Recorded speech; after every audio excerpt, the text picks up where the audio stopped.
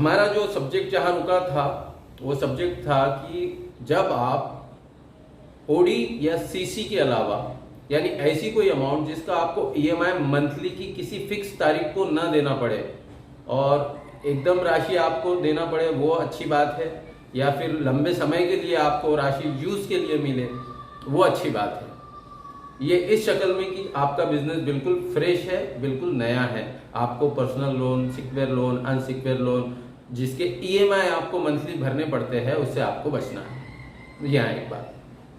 दूसरी जो चीज है बहुत जरूरी है कि आपका सेल बढ़ना जरूरी है।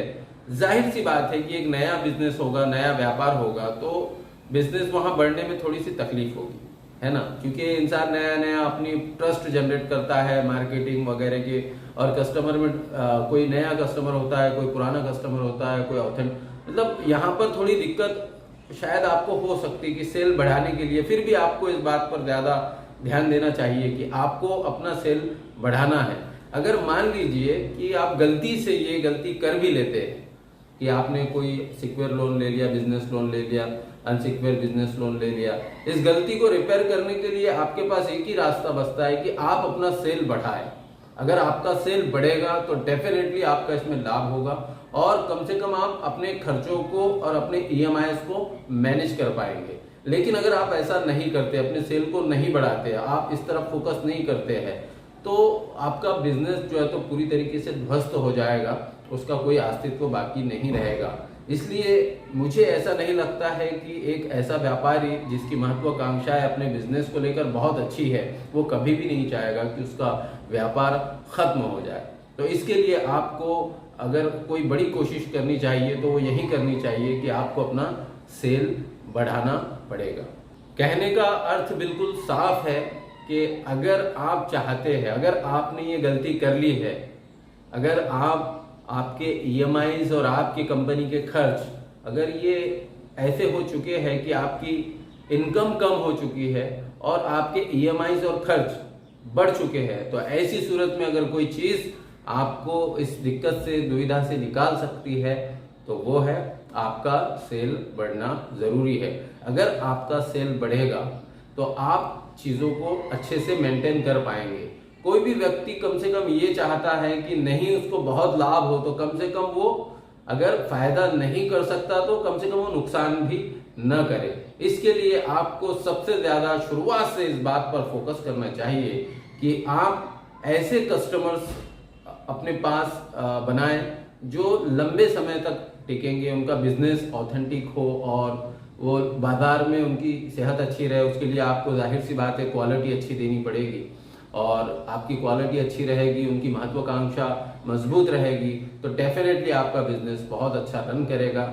और इसी प्रतिभा के साथ अगर आप आगे बढ़ते रहते हैं कि आप अच्छी क्वालिटी दे रहे हैं, अच्छी सर्विस दे रहे हैं, दिक्कत क्या होती है कि कभी कभी जब इंसान कोई भी व्यापारी किसी भी तरह की दुविधा में फंस जाता है तो वो सिचुएशन को, अगर वो मंझा हुआ खिलाड़ी है तो कम से कम एक फोकस बनाने की कोशिश करता है, लेकिन एक नया व्यक्ति है तो वो बिल्कुल बिखर जाता है। वो यह सोचता है कि अरे यार ये क्या हुआ, मतलब अब हम इससे कैसे निपटे, ये तो समस्याएं आ गई और अब कैसे इसको फेस करें।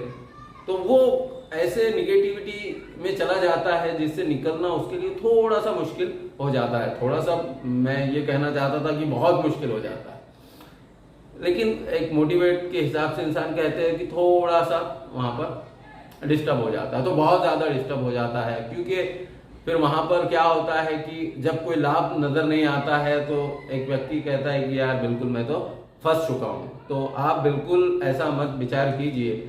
आप अपने जोश को, मार्केट में टच को, सर्विस को और क्वालिटी को, आप मार्केट में जाइए, अपना ट्रस्ट जनरेट कीजिए। अगर भूतकाल में आपसे कुछ मिस्टेक्स हुई होगी, होती है, एक नए व्यापारी से मिस्टेक्स होती है, तो आप उन मिस्टेक्स को कस्टमर से अपने बातचीत करके उसको हल करें और बिल्कुल अच्छे से खड़े रहने की कोशिश करें। और सबसे ज्यादा फोकस करें कि money management, time management, quality management, इसकी तरफ ध्यान देखें। सर्विस का मैनेजमेंट बहुत जरूरी है और इन सब चीजों को अगर आप रिपेयर करते हैं, अपना सेल बढ़ाते हैं, और अपना EMIs और अपना प्रॉफिट, ये इन दोनों को एक एवरेज में लेकर आते हो, अपने सेल बढ़ाने की वजह से ये कवर होगा, तो डेफिनेटली आप अच्छा कमबैक करोगे। और इसके बाद जब भी आपको धनराशि लगेगी तो आप ऐसी धनराशि लीजिए जिसको मंथली लौटाना ना पड़े।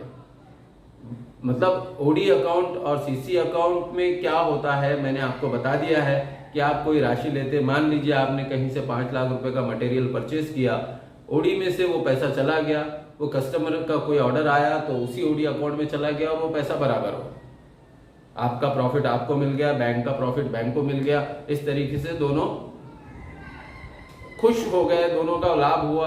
बैंक ने आप पर पूंजी लगाई थी, उसको उसका लाभ मिला, आपने बिजनेस में पूंजी लगाई थी, रिस्क लगाया था, अपना एफर्ट लगाया था, तो उसका भी लाभ आपको मिल गया और किसी भी तरीके के बर्डन में, ट्रबल में आप इसमें नहीं फंसेंगे। तो आप बिल्कुल मेरी सारी बातों को ध्यान रखें।